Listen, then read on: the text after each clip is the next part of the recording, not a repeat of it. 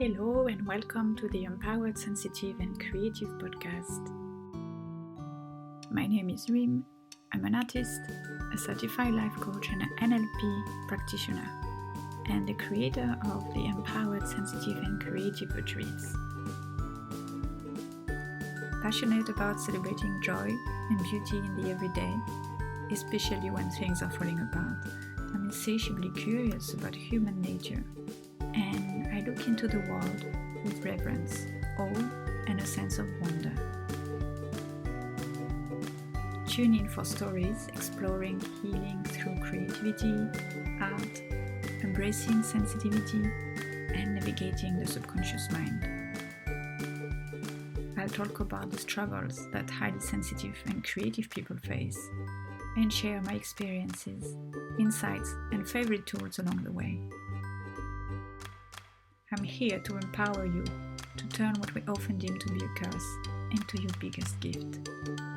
I believe that the more we create together, the more we heal the world. So let's dive in.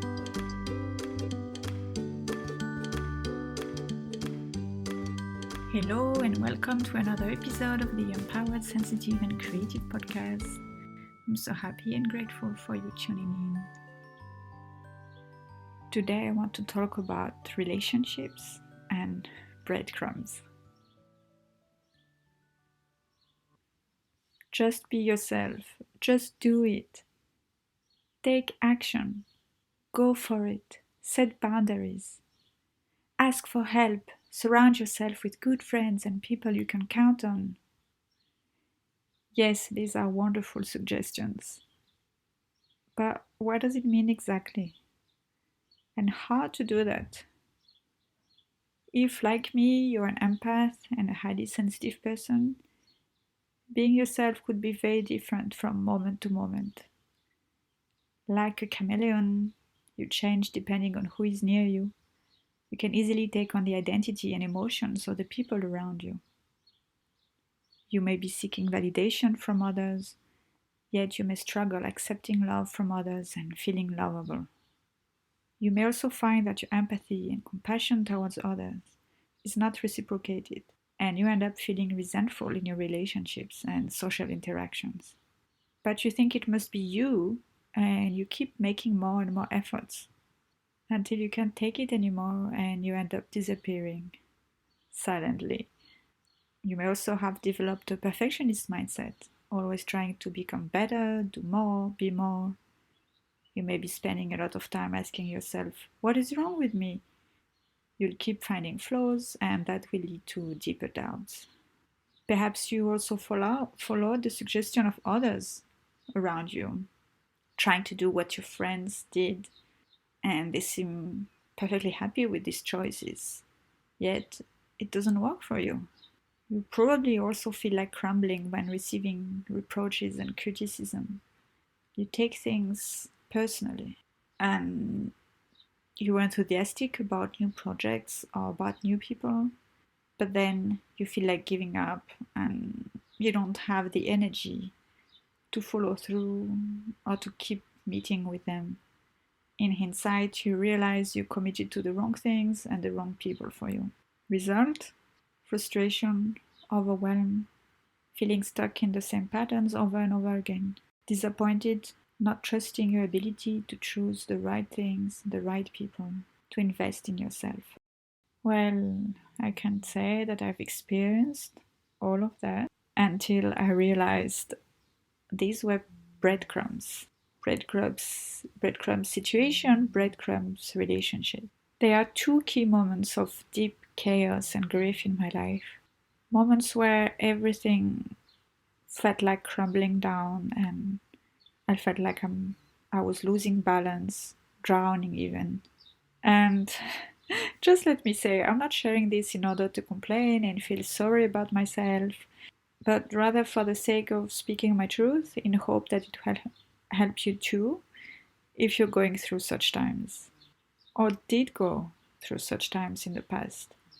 Because let's be honest, sometimes life feels like really out of control and like everything is happening at the same time. So the first event is about 10 years ago. when simultaneously I made a decision to stop my fashion business. Then I got into a toxic job with psychological harassment, ending at the police station and a 6 years lawsuit. So that was really heavy already. And then my dear grandmother passed away, and then my father passed away.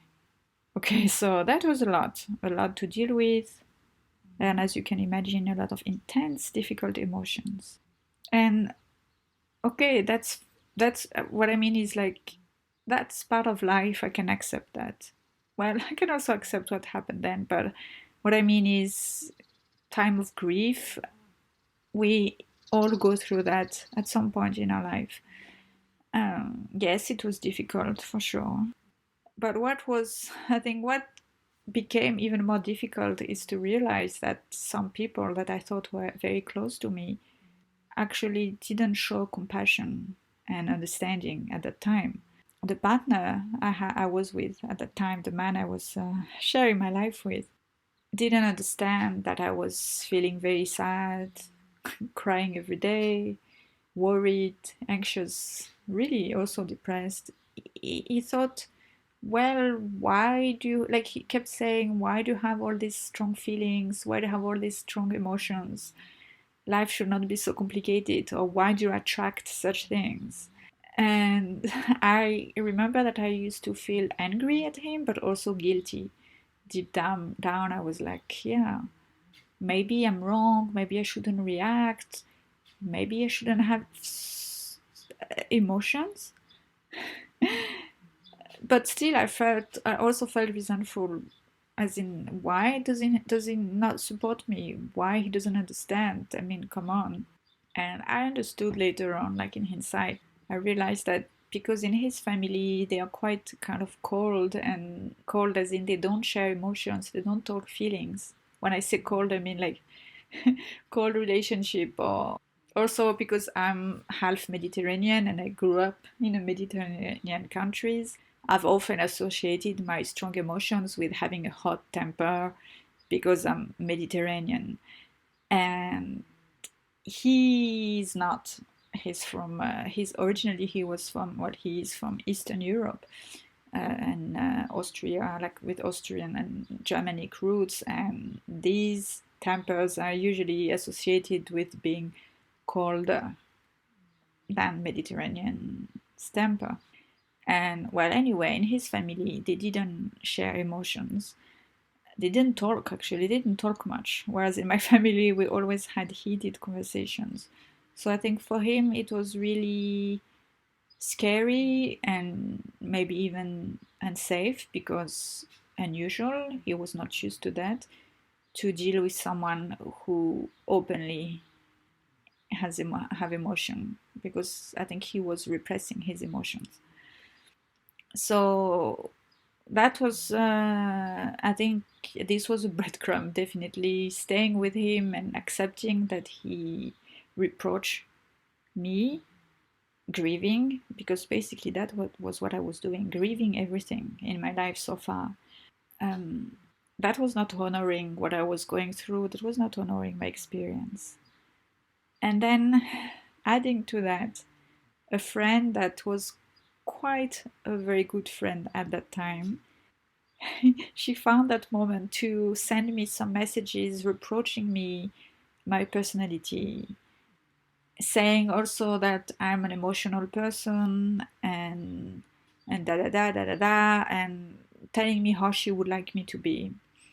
And I remember her reply, like I was so shocked, and I replied to her, do you know what just happened? Like, she was here, she was staying at my home when my grandmother passed away, so she saw it. She saw me feeling so sad. And I told her, well, I'm going through a lot. It's a lot of grief, a lot of sadness, a lot of emotions. Um, well, sorry if I'm not the person you think I am. And I remember, of course, at that time I was still in the reacting mode. Like, I think many of us are like that when we feel attacked, we feel unsafe, and therefore we react right away to protect ourselves. But that doesn't usually lead to peace and constructive solutions. So I replied to her and I was like, okay, well, if we're gonna talk about each other's negative sides, well, you're not perfect either. You also have these traits that are annoying to me, but because you're my friend, I accept them. And she didn't appreciate me talking back at her, and she ended up ghosting me. Oh, I remember I also told her I think we can put our differences to the side and still remain friends because that's what's more important, thinking about the positive. I was trying to be very compassionate and very empathetic and being the bigger person, and she didn't take it at all and she just ghosted me. So that was really painful, and yes, I did feel quite angry at her for a long time until it came to me that actually she may be at a different place in her life than me. Maybe she hasn't experienced that amount of grief, so she cannot understand. We often say that difficult things, we can understand them only when we go through them. And maybe she was at a stage in her life when she was not able to show empathy. Maybe she had her own issues preventing her to be empathetic or whatever. What I mean is she had her own things, and the fact that she talked to me like that meant clearly that she cannot be my friends. Not not the kind of friend we used to be before, because she doesn't care about my well-being and she doesn't show compassion towards me. And also I found that holding to my resentment is actually punishing me. I'm punishing myself by being sad, disappointed, angry, resentful. It's like as if I'm suffering twice.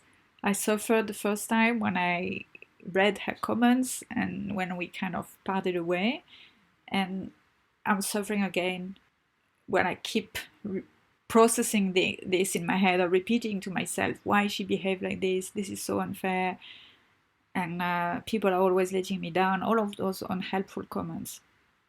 So once I realized that, I was able to let go of the friendship and think it's better like that. And then the second event is a bit more recent. It's when just after I decided I'm gonna leave the fashion industry because I can't anymore with all of this, yet another toxic environments, bullying, um, burnout, so many burnout. And so it's like I was changing. It was just after COVID, so changing my life, moving country, totally changing everything, changing career, and came back to France. And I thought I was gonna find my family there, my sisters. And that's when my sisters totally ignored me and ghosted me. Well, they were already ignoring me when I was away, but I thought that now I'm back in the same country as them, we will meet again. And it was not the case, and that was really painful because it's family, it's my siblings, we grew up together, even though it was not always rosy and joyful, we're still siblings. And I was hoping that we would bury the hatchet, but it wasn't meant to be. And then the situation unraveled in a quite um, I even don't know what word I can put into it. Sad or disappointing or unfortunate uh, manner. I think yes, unfortunate is the word, because they also decided to part way with my mother, so it was like our family, the rest of our family, because we're only 4 people left in my family. So it's a very a very small family now, but we're kind of being divided in two parts now. My sisters and my mom and I. And after all these years of self-work and exploration, spiritual learnings, learning about the unconscious, inner child work, psychology, I finally found the answers. I finally found the words to describe the situation with them, and it's the fact that at least one of them for sure is a narcissist. I don't like to use that word just like that because I think it's being a term that is being used nowadays for almost everyone. Like if somebody does something that you don't like, or somebody says something you don't like, you can just say, "Oh, she's a narcissistic. Or he's a narcissistic. Pervert narcissistic. My boss is a narcissistic." And it's not always the case. Yes, there are narcissistic out there for sure, but not everyone is. Not because people don't behave the way you want doesn't make them narcissistic. So I was a bit cautious to use that term, but in my case, it's really the term, and I think it would be a disservice not saying it because once again, my intention is to also help you. So if you go through something like that and you didn't dare yet to use these words, I feel like if I can help you to give you the permission to use that words, because it's very freeing, it's liberating actually, because finally I could say it's not my fault.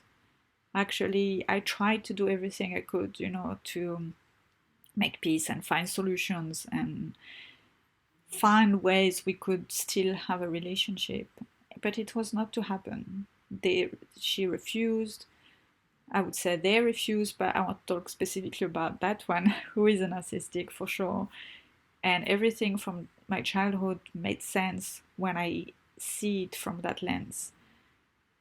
I think I will record an episode about narcissism, narcissistic siblings or family members, because it's I don't think it's talked enough about, and it's really painful, especially for us highly sensitive people. And I think, and I've noticed, HSPs, we do tend to attract this kind of energy in our lives. So I think, yeah, I will definitely talk more about this.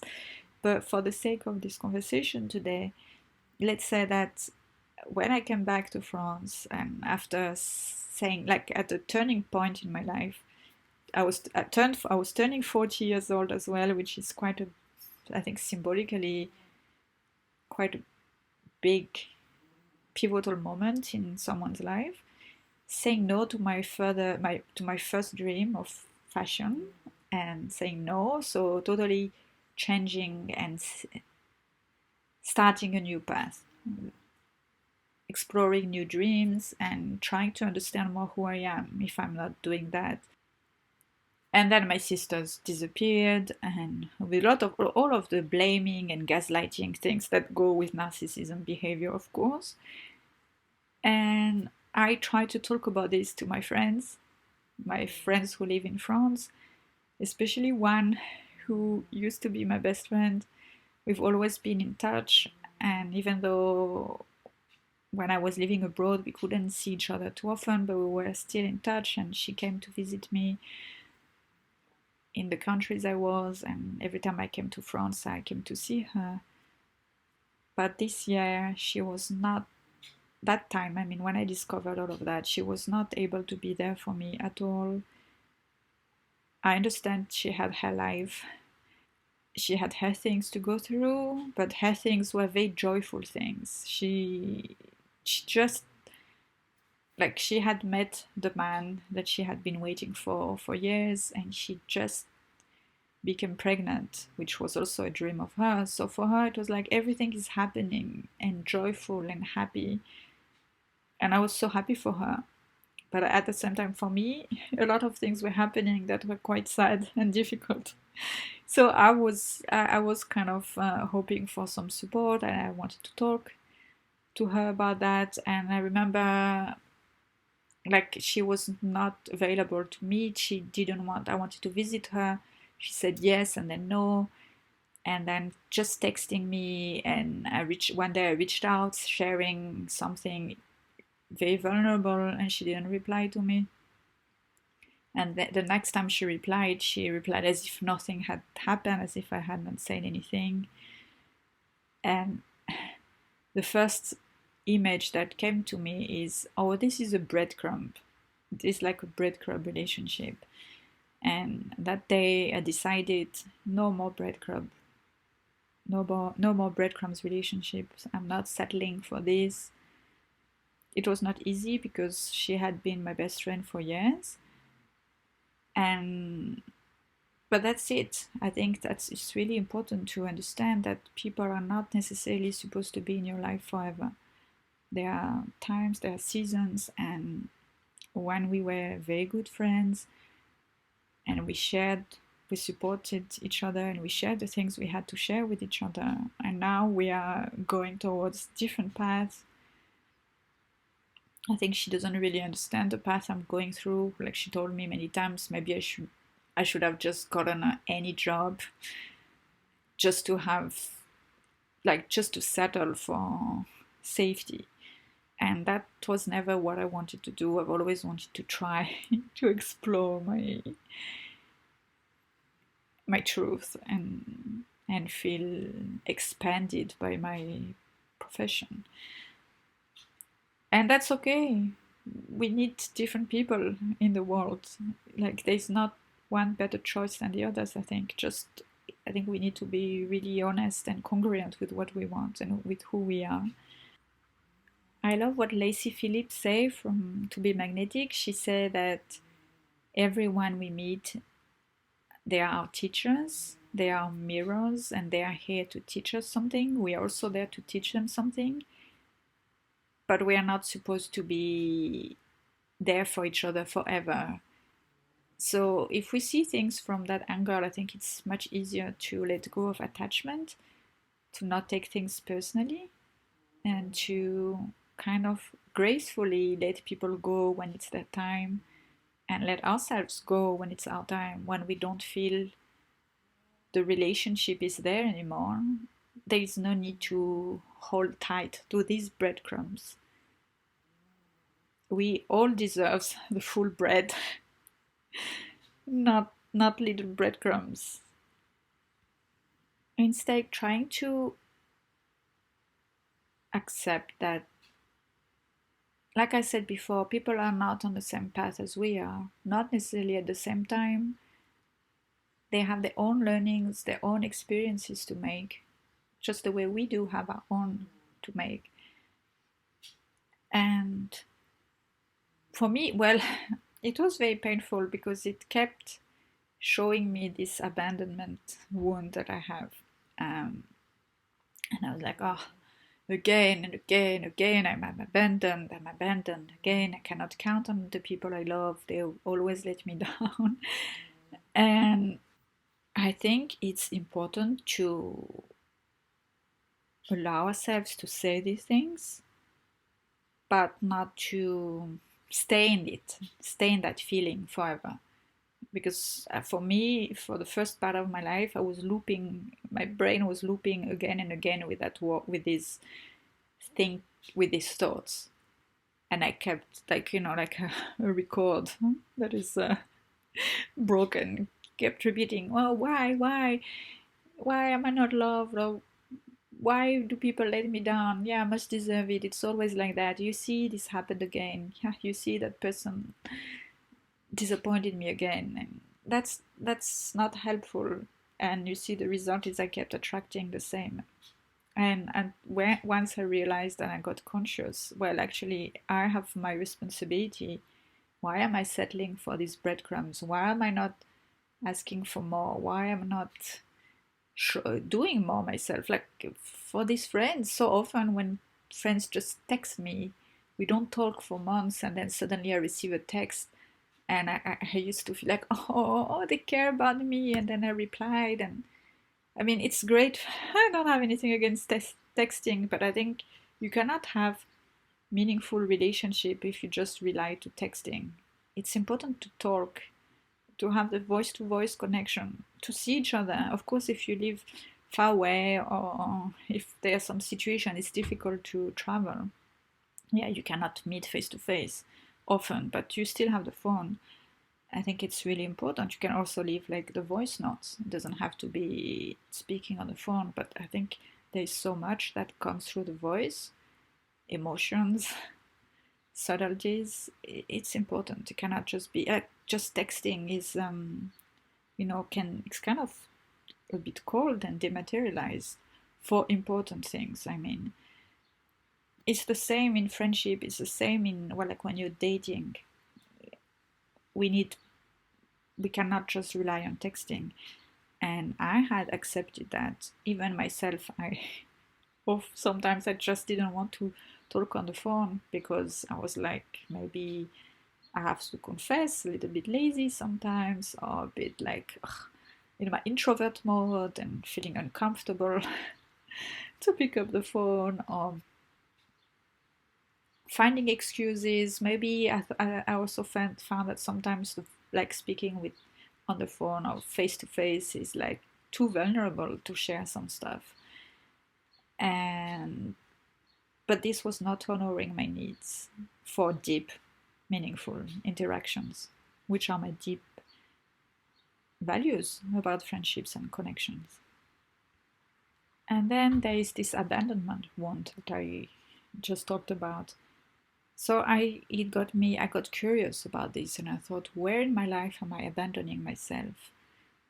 Where else in my life am I settling for breadcrumbs? Where else in my life I'm not really honoring my needs and taking care of myself? And that was very interesting exploration, because I saw that I was settling for breadcrumbs in so many things in my life, so many areas,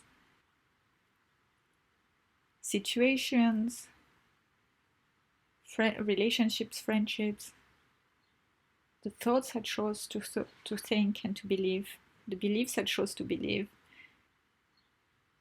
limiting beliefs or unhelpful behaviors as well. So, for example, one unhelpful behavior I used to have growing up, because I'm pretty, I need to self-efface or make myself small so that there will be room for others. So that I don't take their space, I don't take too much space. I need to choose between being smart and pretty and tough. I cannot be both. Another unhelpful belief. If people are angry at me, it must be my fault somehow. This led me to let people take advantage of me in several situations. Another belief. I need to be nice and helpful to people. Helping out people out of kindness without knowing for sure that they are good people for me, only because I want to be seen as the nice girl. I can take it upon me. I need to make an effort and be the reasonable one, which led me to allow people to disrespect me and try to make me feel guilty when there is an argument. Just like 10 years ago when I was with that boyfriend and that friend reproaching me my behaviors or my emotions or whoever I was, and I thought, yeah, maybe they're right, maybe I'm wrong. So here again, I used to feel responsible for others' emotions. Another limiting belief. I must react and defend myself and prove myself right at all costs, which led me to enter a heated conversation with immature people. I was being immature as well, and people who are not worth it. This is what I used to say before, oh, it's my hot temper, my Mediterranean hot temper. I must help anyone who's asking me to. People who ask for help but don't bother to say thanks and then scold me. Try to be everything to everyone. You need me to be soft? No problem, I can be soft. You need me to be understanding? Yes, I'm very understanding. I have so much compassion and empathy. You want to only talk about your stuff and be there for you where there's no room for me and sharing my stuff? No problem. My life is not so interesting. Yours is so much more interesting. Oh, you need to learn how to meditate. Okay, I can teach you. You need energy healing. I can do it. You want an illustrator? Yep. A stylist? Yep. A therapist? Well, I can try. I know about psychology. You want help to decorate your home? Sure, I can do it. Like, thinking I need to be everything and feeling deep anxiety if I am not responding to people's expectations of me. And this really gets exhausting, suffocating. I can't be everything for everyone. It's such a weight on my shoulders and in my body and put me in such a state of overwhelm and anxiety. It's too much. I realized, yeah, actually, this friend, she's just sending me back what I needed to see, to understand that my that the common denominator in all of this situation was me. I'm responsible of my life. I drive my life, right? Who gets to decide what's good for me? What should I do? How do I behave? It's me, only me. And yes, while I cannot say, okay, maybe their behavior was not right, but maybe it wasn't wrong either. It was just, it is. That's just, like, I cannot control them. That's how they chose to deal with the situation. That what they felt was good for them at the moment, and that their choice. That is their choice. But me, I also have my choice. I also have my responsibility, and I could choose to stay in that relationship because I could choose the belief that I need to stay loyal to my friends no matter what, no matter how they behave. But I chose differently. For me, I chose, no, I'm gonna stay loyal to myself first and to my beliefs first. I decided that I wanted ease and flow. I chose ease and flow. Therefore, I must embody ease and flow. I'm not saying ease and flow every day, but overall, I can always have the choice to get back to ease and flow. When I say ease, I mean like not resistance, not holding tightly, allowing things to be what they are, the things I cannot control. So how did I do that? How did I change my pattern of swimming in the sea of my complacency and abandonment issues and playing the victim and not taking responsibility for my power? Well, I started by saying no. So it was a decision: no more breadcrumbs relationships. Then I did a lot of decluttering, something like, clearing my bookmarks on my computer, removing all of the stuff that I didn't identify with anymore, or the things that didn't feel right anymore, or the energy didn't match the energy I wanted to feel. I cleared a lot of social media, phone numbers, emails, newsletters I was signing up to. I deleted a lot. Um, Decluttered my stuff as well. Let go of some books or shoes, even accessories, jewelries, stuff that didn't give me joy anymore, didn't give me energy. Also, the things that I got trying to wear a mask or trying to pretend I am something that I'm not. So, this I let go of. I worked a lot on my boundaries and I practiced setting more boundaries with people, not being available when I'm taking care of myself, not replying right away when I'm busy or when I'm just resting, not sharing deep emotional stuff by text message. Talking about messaging, I stopped desperately checking whether I got messages, notifications, emails. This is not always easy because, well, we live in such a connected life these days with mobile phones and social media. So I would say this is a work in progress. Like, I'm not pretending to be perfect and dealing with things perfectly, not at all. Um, I stumble. I set intentions, I practice, I try, I manage to sometimes, and then I fall back into old habits. Then I catch myself in time, and then I choose differently again and again and again.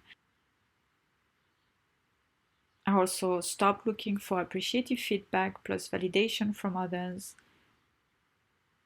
Stop nervously looking for more teachers and mentors and trying to see what others are doing and trying to see if they're doing better than me. Just choosing to trusting my path, my voice, instead of thinking that everyone else knows better than me. So, yeah, I focused on being me, on myself, on my well being, like cultivating a relationship with myself. And that's really healing. And so that I can feel safe and more of a whole. There is no breadcrumbs if I'm whole. Like I complete myself. And relationships with others are only should only be cherry on the cake. And as I practiced building this relationship with myself and got clearer on who I am, what I want, where am I going, experimenting, also being more curious about my reactions, my thoughts, my beliefs, being more curious as well about others' reactions without judging. It's not always easy, but working on this. I it became easier to be more vulnerable and just saying things like if I felt like a friend only talks about himself and doesn't really pay attention to me in return, because energy friendship is like a 2% thing, right? In the past, I would have just not said anything, and I think it's kind of being passive aggressive, or doing the silent treatment, or just pretend as if nothing is happening until I can't take it anymore. And then either I would explode, either I would leave the relationship, I would like disappear. But now I was able to tell him, like, just to say things simply without feeling guilty, without feeling bad, without putting judgment.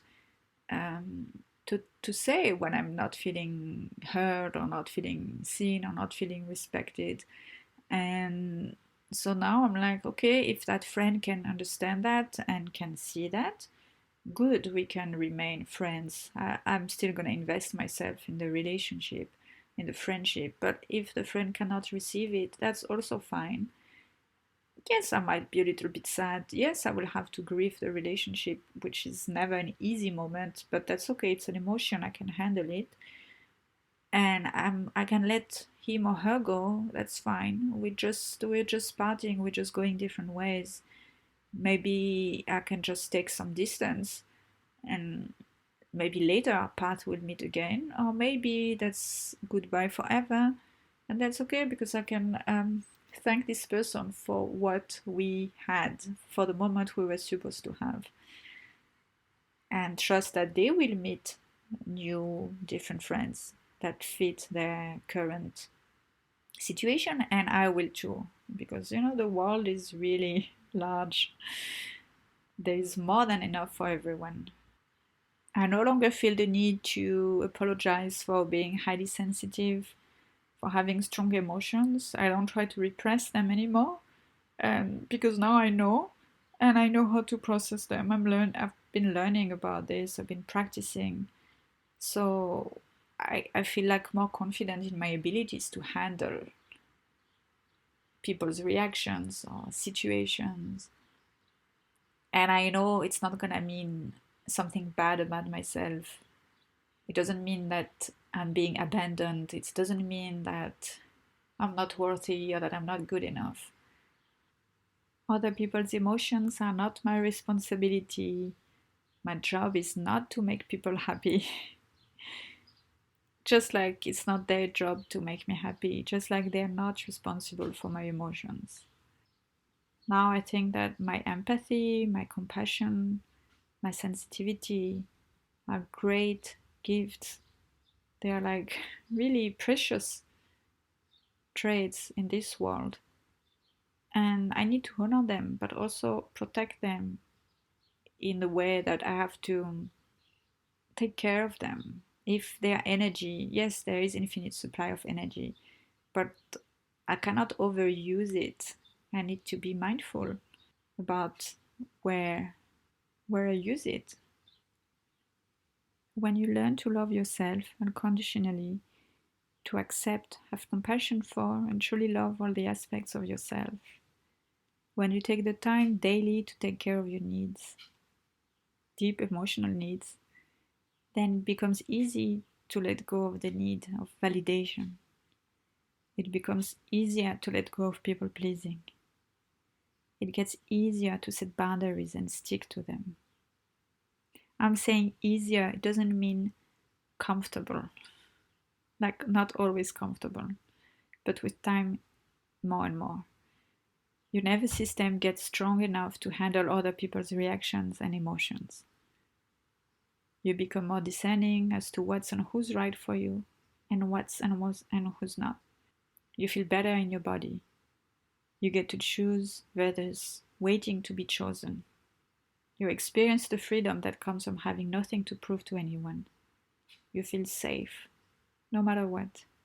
And that gives you the freedom and the space to tap into your creative energy anytime you need.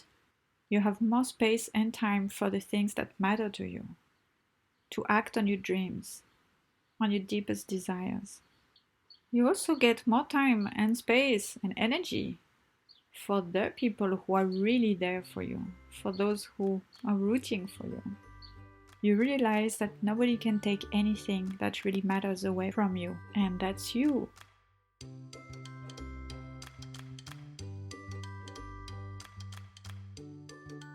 If this has piqued your interest, I'd love to invite you to join me and a small group of like-minded souls for this very special retreat in beautiful Provence for 5 magical days to reignite your dormant dreams and desires while cultivating new and exciting possibilities. So I bet that during this retreat, the quiet, the exploration of your senses and of your voice, your unique voice, will help you to plant the seeds and to water this dream of yours, this beautiful thing that is within you that would benefit everyone around you. Embark on a regenerative and joyful immersion in the magical beauty of Provence. Soak in its colors, textures, scents, sounds and flavors, and form meaningful connections with people who get you. Particularly beautiful in June, with the various shades of greens of the Garrigue and the azure blue sky, the vibrant ochres of the Provençal Colorado. It's a natural paradise that invites your heart to soar. This amazing retreat will touch on all your senses and all aspects of your being: physical, emotional, mind, creative and soul. You'll walk the ochre canyons, listen to the sounds of wildlife, share laughter, give free rein to your creative expression, and relax into rediscovering lost dreams and new possibilities as you celebrate and uncover the next chapter of your life. You will meet our inner wisdom through mindful and creative practices led by me and other local healers. There will be sketching, drawing, watercolor painting, wildlife, birdsong, reflexology, walks in nature, a cooking workshop, and a herbalist walk. By the end of our 5 nights together, you'll be relaxed, re-inspired, and ready to dive into the next chapter of your life with clarity and newfound confidence in yourself. To register, go to rimcreativenergy.com/retreats. That is rimcreativenergy.com/retreats. I'll put the link in the show notes as well.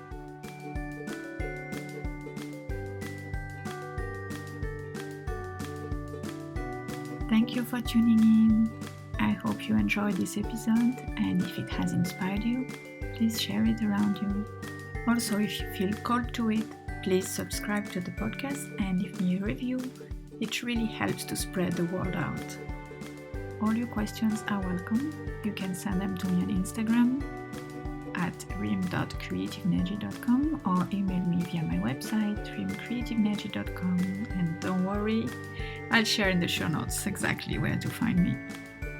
Until next time, sending you loving creative energy.